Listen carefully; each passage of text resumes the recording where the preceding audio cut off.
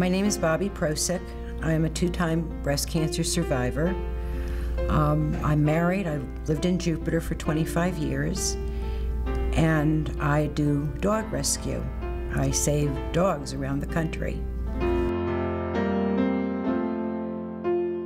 My first breast cancer was 17 years ago, and fortunately was caught very early. I was diagnosed here at Jupiter. I had a mammogram, and I chose a surgeon that came to Jupiter Medical Center because this is where I wanted to be treated.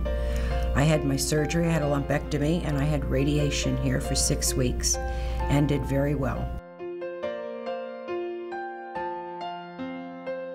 There were no support groups here at Jupiter Medical Center when I was first diagnosed, and I really didn't think I needed it because I had worked for a breast cancer surgeon for many years in Miami Beach.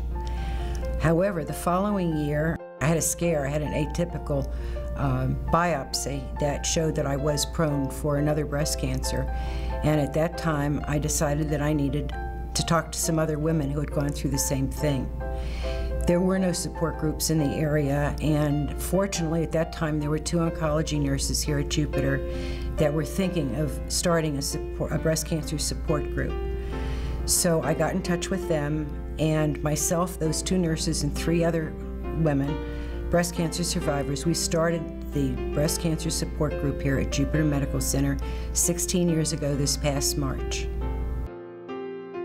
14 years after my first breast cancer, I was diagnosed again with breast cancer in the same breast. The same cancer had returned. And at that time, I had a mastectomy. Dr. John Rimmer was my physician, and he was wonderful. Came to see me the next morning in a terrible rainstorm and held my hand. He's a very, very caring physician as well as a gentleman. In the support group, we have women from every age, from the late 20s up. We have one lady who's 80, and people come for various reasons.